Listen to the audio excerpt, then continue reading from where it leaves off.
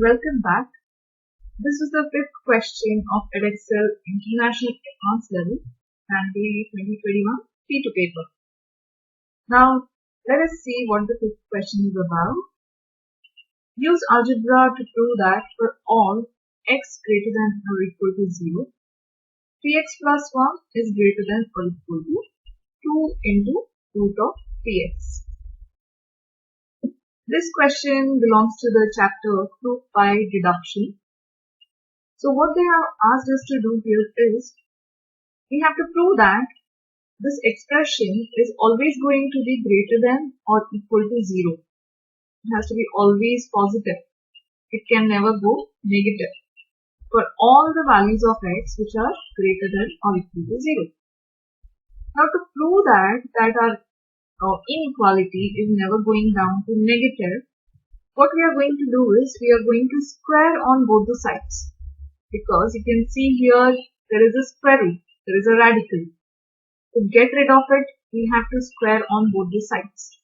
So we get it as 3x plus 1 the whole square is greater than or equal to 2 root 3x the whole square. So this side we can expand it as 9x square plus 6x plus 1 is greater than or equal to 2 square is 4 and this becomes root 3x square becomes 3x. For this you can just expand it as two brackets, 3x plus 1 and 3x plus 1, and then go for the distributive function to get this, or you can use the formula a plus b the whole square also, which could be written as a square plus 2ab plus b square. Just in case if you do not know how to expand the bracket. So there are two ways. First is two brackets, then distribute, or directly use the formula. I have used the formula to expand it directly. Now after doing this, what we get is, we get it as 9x square plus 6x plus 1 is greater than or equal to 12x. Now I will bring the 12x on this side, so it becomes 9x squared. So 6x plus 1 minus 12x is greater than or equal to 0. So this reduces as 9x squared minus 6x plus 1 greater than or equal to 0. Now I have to factorize the quadratic function which I have got over here. So I am going to split the middle term by finding the factors. So I have to multiply 9 with 1, that gives me 9. Now I have to find the factors of 9, that gives me minus 6. So the only thing I can think about is minus 3 and minus 3. So when you multiply them, minus 3 into minus 3 gives you plus 9. And when you add them, you get minus 6. So we split them as 9x squared minus 3x minus 3x plus 1 is greater than or equal to 0. Here we take out the common terms, that is 3x is common, giving it as 3x minus 1, and here minus 1 is common, so we write it as 3x minus 1 is greater than or equal to 0. So we get the factors as 3x minus 1 and 3x minus 1 is greater than or equal to 0. So we can see that it is a perfect square. 3x minus 1 the whole square is greater than or equal to 0. As we know, square of any term is going to give you a positive number. Maybe it is minus 2 the whole square, it gives you a positive 4. Maybe it is a fraction. If you write minus 1 over 3 the whole square, it gives you a positive number, 1 over 9.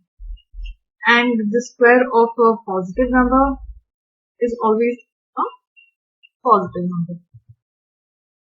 So according to the question, what they had given, use algebra to prove that for all x greater than or equal to 0, This means for all positive values of x, this term, when we just solve it, we should always get the x value as a positive.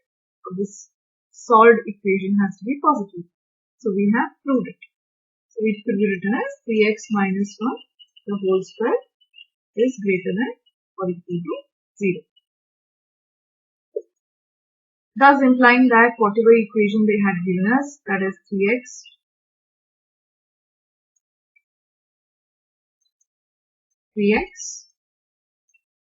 plus 1 is greater than or equal to 2 root 3x is always positive for all x greater than or equal to 0. Hence proved.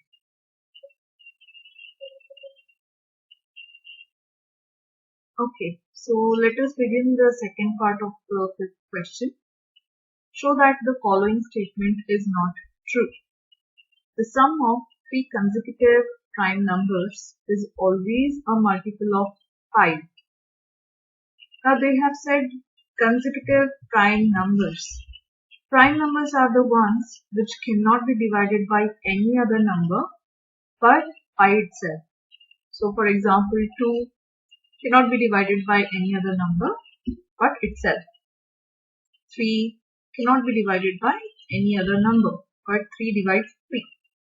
Similarly, 5, 7, 11, 14, 17 and so on.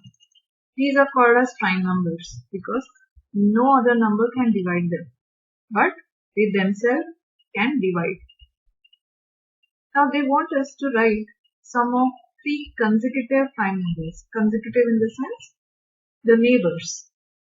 So we can see the first three prime numbers we'll take and we will add them because they have told us to find the sum. 2 plus 3 plus 5. So that gives us 10. So they want us to show that the sum of three consecutive prime numbers will not be always a multiple of 5. For first 3 we can see it is a multiple of 5. So let us take the next 3. 3 plus 5 plus 7. When we add these 3, we will get the number as 50. This is also a multiple of 5. So let us take the next 3. 5 plus 7 plus 11. If we add 5 plus 7, that is 12, and 12 plus 11 is 23. 23 cannot be divided by 5. Hence it is not a multiple of 5. So we can say that 5, 7 and 11 will prove the statement saying that the sum of three consecutive prime numbers is not always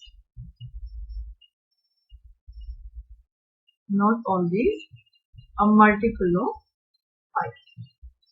Not always a multiple of 5. So we have proved the statement.